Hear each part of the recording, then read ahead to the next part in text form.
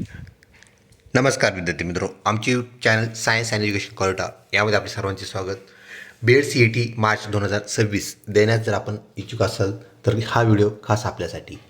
आजपासून आपण एक नवीन व्हिडिओ लेक्चर सिरीज सुरू केली आहे, ज्यामध्ये आपल्या BED CETचे तिन्ही जे घटक आहेत, ज्याला आपण विषय असं म्हणतो, ते म्हणजेच बुद्धिमत्ता, सामान्य ज्ञान व शिक्षक अभिवृत्ती यातील जे उपघटक आहेत, आपण यावरती लेक्चर सिरीज पाहणार आहोत. तत्पूर्वी आपण जर आमच्या चॅनलवरती नवीन असाल तर कृपया चॅनलला सबस्क्राईब करा, तसेच व्हिडिओ आवडल्यास नक्कीच मित्रपरिवारामध्ये शेअर करा.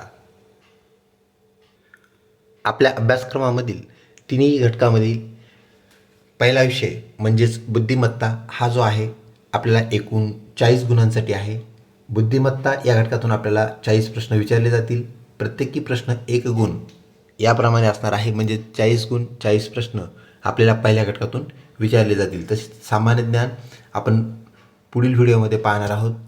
हा जो घटक क्रमांक 2 आहे, त्यातून 30 प्रश्न आपल्याला विचारले जातील. प्रत्येकी 1 गुण म्हणजेच 30 गुण ह्या सामान्य ज्ञानासाठी आहेत. व शिक्षक अभिव्यक्ती यातून 30 प्रश्न, प्रत्येकी 1 गुण व एकूण 30 गुण. अशा प्रकारे आपल्याला त्याचं विवरण पाहायला मिळेल. तर चला पाहूया बुद्धिमत्ता, जे की आपल्याला 40 गुणांसाठी 40 प्रश्नाद्वारे विचारले जाते. बुद्धिमत्ता चाचणी यामध्ये आपल्याला सर्वप्रथम विचारला जाणारा उपघटक म्हणजेच मालिका, ज्याला आपण सिरीज असं म्हणतो. तर या सिरीजचे 2 प्रकार आपल्याला विचारण्यात येतात. पहिला आहे अक्षर मालिका, ज्याला आपण लेटर सिरीज असं म्हणतो. इंग्रजी मालेतील अक्षरे जी आहेत A ते Z या अक्षरावर आधारित आपल्याला जे प्रश्न विचारले जातात, आपण त्याला अक्षर मालिका असं म्हणतो. तर अंकमालिका म्हणजेच नंबर सिरीज, तर अंकावर आधारित आपल्याला प्रश्न विचारले जातात. या अक्षर मालिकेमध्ये आपल्याला सर्वप्रथम A ते Z जे अक्षरे आहेत, ह्या अक्षरामध्ये आपल्याला जो रफ पेपर आपल्या परीक्षेसाठी दिला जाणार आहे. परीक्षा जरी आपली ऑनलाईन असली तरी आपल्याला एक रफ पेपर रफ वर्कसाठी दिला जातो. त्यामध्ये आपल्याला A ते Z अक्षरे जे आहेत त्याला नंबरिंग करायचं असतं. म्हणजेच नंबरिंग केल्यामुळे आपल्याला त्यावर आधारित प्रश्न सोडवण्यास सोपे जातात. ए अक्षर आहे, याला आपण वरती 1 नंबर असा द्यायचा आहे आणि पूर्ण अक्षरे लिहीपर्यंत झेड या अक्षरापर्यंत पोहोचल्यानंतर झेडला 26 नंबर आपल्याला द्यायचा आहे. परत आपल्याला इन्व्हर्ट नंबरिंग म्हणजेच उलट नंबरसुद्धा द्यायचे आहेत. खालच्या बाजूने झेड या अक्षरास 1 नंबर, तर उर्वरित सर्व अक्षरं लिहून त्या अक्षराची परत इन्व्हर्ट नंबरिंग करायची आहे आणि एला शेवटचा नंबर म्हणजे 26 नंबर येईल अशी नंबरिंग आपल्याला करायची आहे. म्हणजे दोन्ही साईडने वरच्या आणि खालच्या बाजूने आपल्याला नंबरिंग करायची आहे. या आधारित आपल्याला विचारले जाणारे जे प्रश्न आहेत ते सॉल्व करायचे आहेत, सोडवायचे आहेत. आता यामध्ये अक्षर मालिका जी आहे, त्या अक्षर मालिकेमध्ये आपल्याला अशा प्रकारे प्रश्न विचारले जातात. आपल्याला प्रश्न विचारलेला आहे, अक्षर मालिका पूर्ण करा. यामध्ये B, D, F आणि H, त्यानंतर आपल्याला काय केलेलं आहे, क्वेश्चन मार्क दिलेला आहे, म्हणजेच प्रश्नार्थक चिन्ह दिलेलं आहे. व खाली येणारा जे अक्षर आहे, म्हणजेच पुढे येणारं अक्षर आपल्याला आपले जे पर्याय आहेत, जे की ABCD असे असू शकतात, अ ब क ड असे असू शकतात, किंवा 1 2 3 4 असेही असू शकतात. तर इथे आपल्याला पर्याय अक्षराच्या माध्यमातून दिले आहेत, ते म्हणजेच अ ब क आणि ड. तर आपल्याला इथे यामध्ये असणारा सहसंबंध जो आहे तो काय करायचा आहे, लक्षात घ्यायचा आहे आणि येणारं जे अक्षर आहे एच नंतर काय येईल हे आपल्याला फाइंड आउट करायचं आहे. आता नंबरिंग केल्यानंतर आपल्या लक्षात येईल की इथे एक अक्षर काय केलेलं आहे, मिस केलेलं आहे, किंवा 2 अक्षराच्या ज्या इथं जोड्या आपल्याला 2-2 जोड्या म्हणूया आपण त्याला, त्यामध्ये एक अक्षर मिस आहे. तर बी नंतर आपणास माहीत आहे सी असतो, त्यानंतर डी आणि एफ यांच्या दरम्यान जो आहे तो ई असतो, त्यानंतर ई आणि एच त्याच्या दरम्यान जी असतो, जी नंतर एच येतो आणि एच नंतर काय येईल असा हा प्रश्न आपल्याला पाहायला मिळतो. तर एच नंतर जे येतो आणि हा जो जे आहे तो म्हणजेच कशा प्रकारे आलेला आहे, तर प्रत्येक अक्षरामध्ये एक अक्षर सोडून पुढचे अक्षर घेतले आहे. यामुळे आपल्याला इथे आपलं उत्तर जे हे आलेलं पाहायला मिळतं. पुढचा प्रकार आहे विसंगत घटक, त्याला आपण वेगळा घटक असंही म्हणत असतो. वर्गीकरण या उपघटकातून असलेला हा प्रश्न आहे, प्रश्न प्रकार आहे. यामध्ये आपल्याला एक प्रश्न इथं दिलेला आहे. प्रश्न अशा प्रकारे येईल. दिलेल्या बाबीमधून विसंगत घटक ओळखा. त्यामध्ये आपल्याला बाबी जे दिलेल्या आहेत, इथे डायरेक्ट ऑप्शन्समध्ये बाबी दिलेल्या आहेत. त्या म्हणजेच अ बटाटा, ब गाजर, क मुळा आणि ड टोमॅटो. तर आपण पाहता बटाटा हा जमिनीमध्ये येतो, त्यानंतर गाजरही जमिनीत येतो, मुळा हा सुद्धा जमिनीत येतो व 4 नंबर म्हणजेच ड जो आहे टोमॅटो हा मात्र आपल्याला जमिनीच्या वरती फांद्यांना आलेला पाहायला मिळतो. म्हणजेच टोमॅटो हे आपलं इथे उत्तर आहे. टोमॅटोबद्दल आपलं जे स्पष्टीकरण आहे, उत्तर कसं आलं, का आलं, हे आपल्याला इथे पाहायला मिळतं. तर टोमॅटो इतर काय होतात सर्व म्हणजे तीनही घटक दिलेले, तीनही घटक म्हणजेच बटाटा, गाजर आणि मुळा हे जमिनीच्या खाली येतात. तर टोमॅटो हा फांद्यांना वरती जमिनीच्या वर आलेला आपल्याला पाहायला मिळतो. याप्रमाणे ऑप्शन ड टोमॅटो आपलं करेक्ट उत्तर होय. व्हिडिओ आवडत असल्यास नक्कीच लाईक करा. त्यानंतर पुढचा उपघटक आहे सहसंबंध, ज्याला आपण इंग्रजीमध्ये कोरिलेशन असं म्हणतो. या कोरिलेशनमध्ये आपल्याला दिलेलं उदाहरण इथं पाहता येतं. ते म्हणजेच जसे साखर, गोड, तसे कारले. क्वेश्चन मार्क दिलेला आहे, प्रश्नार्थक चिन्ह दिलेलं आहे आणि खाली दिले आहेत आपले ऑप्शन्स.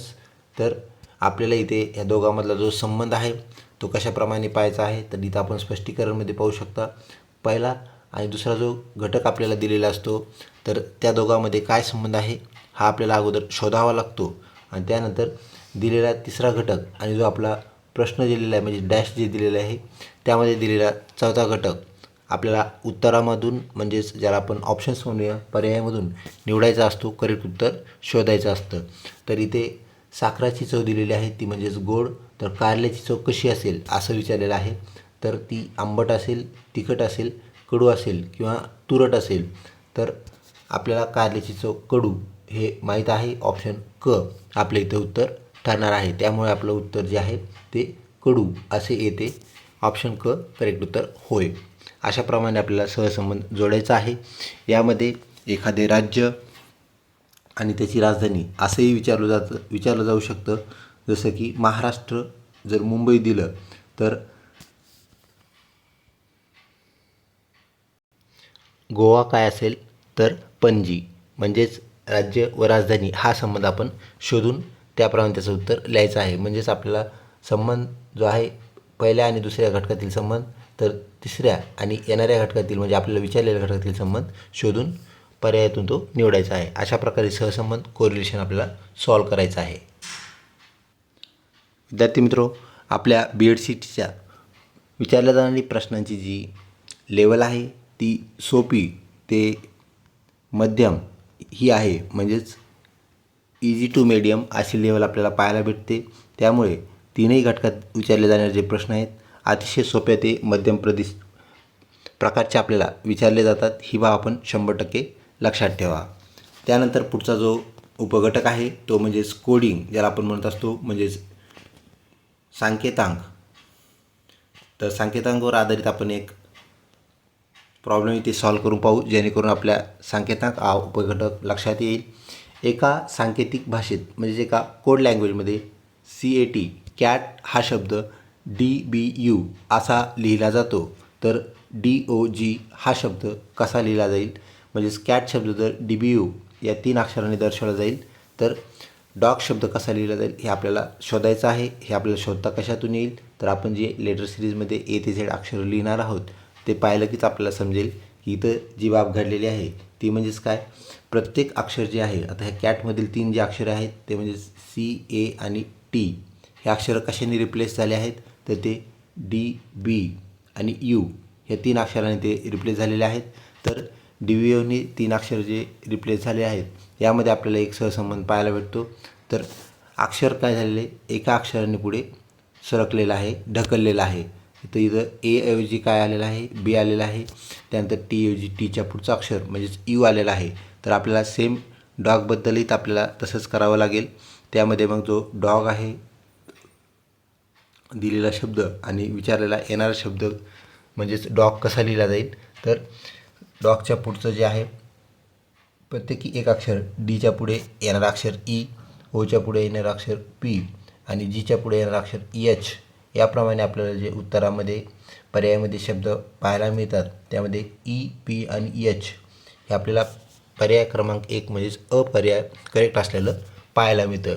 याप्रमाणे आपल्याला कोडिंग डिकोडिंग करायचे आहे. कोडिंग म्हणजे सांकेतांक आणि आपण आत्ता जे उत्तर शोधलं त्याला डिकोडिंग म्हणतात. मराठीत त्याला विसंकेतांक असं म्हणायचं. म्हणजे सांकेतांक आपण काय केला, डिकोड केला. म्हणजेच कोडिंग डिकोडिंग असा हा प्रकार. या प्रकारातून आपल्याला 4 ते 5 प्रश्न विचारलेले पाहायला मिळतात. पुढचा उपप्रकार उपघटक पाहूया. तो म्हणजेच कालमापन. त्याला आपण कॅलेंडर बेस क्वेश्चन्स असंही म्हणतो. यातूनही आपल्याला सोप्या पद्धतीचे प्रश्न विचारलेले BED-CET पाहायला मिळतात. जर काल सोमवार होता म्हणजेच कॅलेंडर आधारित हे प्रश्न आपल्याला पाहायला मिळत आहेत. सोमवार होता तर परवाच्या नंतरचा वार कोणता असेल, म्हणजेच परवाच्या नंतरचा विचारलेला आहे.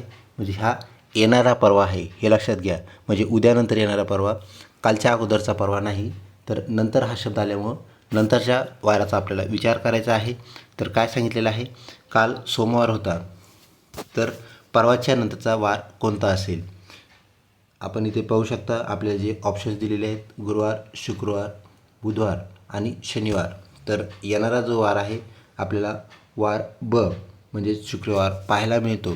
तर शुक्रवार कसा आला हे आपण पाहूया. तर काल काय होता, सोमवार होता. म्हणजेच आज काय आहे, मंगळवार. कारण आपल्याला पुढं जायचं आहे, तर नंतरचा विचारल्यामुळं पुढं जायचं आहे. तर अगोदरचा जर विचारला असतं, अगोदर कोणता वार होता असं जर विचारलं असतं तर आपल्याला रिव्हर्स जावं लागलं असतं, पाठीमागं जावं लागलं असतं. ही बाब आपण लक्षात घ्या. आता आपल्याला पुढे जायचं आहे. म्हणजेच येणारा आपल्याला काय करायचं आहे, वार फाइंड आउट करायचा आहे, शोधायचा आहे. त्यामध्ये काल जर सोमवार असेल तर मग आज नक्कीच मंगळवार आहे आणि उद्या बुधवार आहे. तर बुधवारच्या नंतरचा वार त्यांनी विचारला आहे. आपल्याला माहीत आहे बुधवारचा कॉन्सिक्वेंट म्हणजेच लगतचा जो वार आहे पुढचा तो गुरुवार. तर बुधवारच्या लगतचा वार गुरुवार. तर त्यानंतर येणारा वार म्हणजे त्याच्या पुढचा वार कोणता आहे, तर तो वार असणार आहे शुक्रवार. म्हणून आपलं जे करेक्ट उत्तर आहे ते म्हणजेच परवाच्या नंतरचा वार कोणता असेल, परवा असणार आहे गुरुवार आणि त्यानंतर असणारा वार असा आहे शुक्रवार. म्हणजेच आपलं करेक्ट उत्तर शुक्रवार, जे की आपल्याला ऑप्शन ब या ठिकाणी पाहायला मिळते. शुक्रवार आपलं करेक्ट उत्तर होय. विद्यार्थी मित्र, पुढील उपघटक. सुरुवातीला आपण जो सिरीज म्हणजेच मालिका जो उपघटक पाहिला त्यातील दुसरा उपघटक हा संख्या मालिका होय. तर अक्षर मालिका आणि संख्या मालिका, तर संख्येवर आधारित प्रश्न आपल्याला या उपघटकाअंतर्गत विचारले जातात. तर आपल्याला इथे एक प्रश्न दिलेला पाहायला मिळतोय, तो म्हणजेच संख्या मालिका पूर्ण करा. 2, 4, 8, 16. तर पुढे डॅश आपल्याला देऊन क्वेश्चन मार्क दिलेला आहे. म्हणजेच पुढे कोणती संख्या येईल असा हा प्रश्न. यामध्येही आपल्याला काय करावं लागेल, तर ह्या दोन संख्यादरम्यान आपल्याला असणारा जो सहसंबंध आहे तो आपल्याला इथे ओळखावा लागेल. तर 2 आणि 4 ह्या दोघांमधला संबंध आपण पाहून त्यानंतर 4 व 8 काय संबंध आहे, तर आपल्याला काय पाहायला मिळते, ही संख्या काय व्हायला लागली आहे, तर ही दुप्पट व्हायला लागली. म्हणजेच 2च्या दुप्पट 4, तर 4च्या दुप्पट 8 आणि 8च्या दुप्पट 16. म्हणजे प्रत्येकी जी संख्या आहे ज्याला आपण इथे n गृहीत धरू, 2 जी संख्या आहे ती n म्हणजेच काय आली, n × 2 असं आपल्याला इथं सूत्र मिळायला लागले. म्हणजेच आपल्याला येणारी जी आपली संख्या आहे जी विचारलेली आहे तीसुद्धा आपल्याला याचप्रमाणे मिळणार आहे, याच क्रमाने सुद्धा मिळणार आहे. तर आपल्याला इथं 16ला परत काय करावं लागेल, आपल्याला 2ने गुणावं लागेल आणि 16ला 2 गुणल्यानंतर आपल्याला येणारं जे उत्तर आहे ते म्हणजेच 32. तर दिलेले जे आपले पर्याय आहेत त्यामध्ये अ 24, ब 28, 3 32 म्हणजेच क 32 आणि ड 30. याप्रमाणे आपलं जे क आहे 32 हे करेक्ट उत्तर होय. तर अशा प्रकारे आपल्याला दोन संख्येतील सुरुवातीच्या दोन संख्येमध्ये कधीकधी आपल्याला ते समजणार नाही की ह्या दोघांमध्ये काय संबंध आहे. तर आपल्याला परत दुसरी जोडी पाहावी लागते. ती दुसरी जोडी पाहिल्यानंतर परत तिसरी जोडी पाहिलं की करेक्ट आपल्याला ते सूत्र लक्षात येतं, कशाप्रमाणे ह्या संख्या बदलत चालल्या आहेत. आणि त्या 3 जोड्या किंवा 2 जोड्या आपल्याला ज्या दिलेल्या असतात त्यातून आपल्याला येणारी जोडी नक्कीच फाइंड आउट करता येते, शोधता येते. याप्रमाणे आपल्याला संख्या मालिका पूर्ण करता येतात, त्या फुलफिल करता येतात. व्हिडिओ आवडत असल्यास नक्कीच लाईक करा. पुढचा प्रश्न विद्यार्थी मित्रो, आता आपल्याला जो प्रश्न विचारला जाणार आहे तो आहे फाश्यावर आधारित प्रश्न जवळपास 2 ते 3 प्रश्न आपल्याला या घटकातून विचारले जातात, ज्याला आपण डाईस असं म्हणतो, जो की आपण सापशिडी या खेळामध्ये पाहत असतो. तर त्यावर आधारित प्रश्न आपण पाहूया. खाली दिलेल्या फाश्यावर म्हणजेच डाईसवरती 4 अंकाच्या पृष्ठभागाच्या विरुद्ध बाजूस कोणता अंक असेल? तर 4च्या विरुद्ध कोणता अंक येईल असा हा प्रश्न आपल्याला विचारलेला आहे. आपल्याला जो दिलेला इथं डायस जो आहे, तर आपण ह्याला फर्स्ट आणि सेकंड असं म्हणूया. फर्स्ट डायस हा सेकंड डायस, एकाच डायसच्या त्या बदललेल्या बाजू आपल्याला दाखवल्यात त्यांनी. तर इथं आपल्याला अंक पाहायला मिळतो आहे 3 आणि त्याच्यासमोरून जो अंक आहे आपण ज्याला फ्रंट साईड म्हणूया तो आहे 1. तर परत त्यांनी आपल्याला दुसरी अजून जो डायसची बाजू दाखवलेली आहे त्यामध्ये परत आपल्याला इथं 3 दाखवलं आहे आणि इथे दाखवलं आहे 5. विद्यार्थी मित्र, आपल्या लक्षात आलं असेल की ह्याच्या समोरच्या बाजूला फ्रंट साईडला आपल्याला इथे 1 दाखवलं आहे, त्याच्याच बॅक साईडला म्हणजे 1च्या अपोजिट आपल्याला काय मिळालं आहे पाहायला, तर तो दाखवला आहे त्यांनी 5. कारण ही त्यांनी बाजू बदलून दाखवली. 3 मुद्दा म्हणून त्यांनी ह्याच साईडला दाखवला, कारण ह्या 1च्या बाजूला अपोजिट साईडला जो पृष्ठभाग आहे तिथं काय आहे, तर ते आहे 5. याप्रमाणे आपल्याला त्यांनी 5 दाखवलेला आहे. आपला प्रश्न आता पुढे आहे. तर काय सांगितले परत त्यांनी, तर 4 अंकाच्या पृष्ठभागाच्या विरुद्ध बाजूस कोणता अंक असेल? आता आपल्याला हे क्लिअर झाले की इथे काय आहे, 5 आहे. इथे त्यांनी 1 दाखवलं म्हणजे मागच्या साईडला इथं 1 आहे. आता 5 संपला, 1 संपला. परत आपल्याला पहिल्या बाजूमध्ये त्यांनी दाखवलं होतं वरच्या साईडला जर 2 असतील तर इथं खालच्या साईडला मग कोण आहे, तर तो आहे 6. तर खालच्या साईडला 6 असल्यानंतर आपल्या साईड आता 5 साईड संपलेल्या आहेत. म्हणजेच इकडून सुरुवातीला दाखवलेल्या पहिल्या डायसमध्ये आपल्याला दाखवलेलं इथं 1 आहे. मागच्या साईडला कोण आहे, तर तो आहे 5. त्यानंतर ह्या साईडला ऑलरेडी त्यांनी 3 दिलेला आहे. इथे वरती दिलेला होता 2 आणि खालच्या साईडला काय आहे, तर हा दिलेला 6. आता राहते एकच साईड, ती म्हणजेच आपल्या डायसची लेफ्ट साईड. तर डायसच्या लेफ्ट साईडला आपला कोणता अंक असणार आहे, तो अंक असणार आहे 4. तर प्रश्न काय आहे, 4 अंकाच्या पृष्ठभागाच्या विरुद्ध बाजूस कोणता अंक असेल? तर तो आपला अंक जो आलेला आहे इकडून आहे 4. विरुद्ध बाजू कोणती, तर ही बाजू, आणि ह्या बाजूला कोणता अंक आहे, तो आहे 3. अशा प्रकारे अत्यंत सोपे असणारे डायसवरती प्रश्न आपल्या BED-CETला विचारले जातात. याप्रमाणे आपल्याला तयारी करायची आहे. विद्यार्थी मित्रो, यावर आधारित सिरीज आपली जी आहे म्हणजेच व्हिडिओ सिरीज आपण लवकरच प्रदर्शित करत आहोत. म्हणजेच बुद्धिमत्तामधील सर्व उपघटकावर आपण सराव घेणार आहोत. तसेच सामान्य ज्ञान आणि शिक्षक अभिव्यक्ती याचेही सराव आपल्याला मिळणार आहेत. याचे ऑप्शन्स आपल्याला दिलेले जे पाहायला मिळत आहेत ते म्हणजेच अ 2 किंवा 3, त्यानंतर ब 5, क 1 आणि ड 3. तर ड 3 आता आपण पाहिलं ह्या साईडला 4 असणार आहे आणि त्याच्या अपोजिट साईडला 3 आहे. तर ड 3च्या ऑपोजिट साईडला आपल्याला 4 पाहायला मिळणार आहे. अशा प्रकारे आपलं उत्तर येईल. अजून एक बाब लक्षात ठेवायची, इथे 2 किंवा 3 असं आपल्याला दिलेलं आहे. असं कधीही उत्तर येत नसतं, कारण जो डायस असतो तो फिक्स असतो. त्याचे अंक बदलत आहेत, फक्त त्याच्या बाजू ज्या आहेत त्या पलटल्यामुळं किंवा बदलल्यामुळं आपल्याला वेगळे अंक पाहायला मिळतात. पण डायस हा फिक्स असतो, त्याप्रमाणे त्याचे अंक त्याच्यावरती प्रिंट केलेले असतात किंवा छापलेले असतात. या प्रकारे आपला डायस तयार होईल आणि आत्ता आपण जसं शोधलं ते सर्व अंक आपल्याला इथे पाहायला मिळतील. आता विद्यार्थी मित्र, हे प्रश्न प्रकार म्हणूया आपण याला. ह्या प्रश्न प्रकारावर आधारित आपल्याला प्रत्येकी गटातून 5 ते 6 प्रश्न विचारले जाणार आहेत. यानुसार आपल्या प्रश्नांची संख्या बनते 40. तर ह्या 40 प्रश्नाला आपल्याला BED-CETसाठी सामोरं जायचं आहे, जो की उपघटक आपल्याला पाहायला मिळतो. तो म्हणजेच अक्षरमाला असेल, अंकमाला असेल. त्यानंतर पुढचा घटक जो आपण पाहिला होता उपघटक, सहसंबंध, कोरिलेशन, सांकेतांक. त्यानंतर कालमापन, याची आपण रिव्हिजन करायचं आहे, उजळणी करायची आहे. संख्या मालिका, त्यानंतर फाश्यावर आधारित प्रश्न. हे सर्व प्रश्न आपल्या घटक, ज्याला आपण बुद्धिमत्ता चाचणी म्हणजेच मेंटल ॲबिलिटी, मानसिक चाचणी असं म्हणतो, या घटकातून 40 मार्कासाठी 40 प्रश्न विचारले जाणार आहेत. लवकरच भेटूया पुढच्या व्हिडिओमध्ये, ज्यामध्ये आपण सामान्य ज्ञान यातील उपघटक, त्यावर आधारित प्रश्न व प्रश्न प्रकार यावर चर्चा करणार आहोत. लवकरच भेटूया पुढच्या व्हिडिओमध्ये. तोपर्यंत धन्यवाद.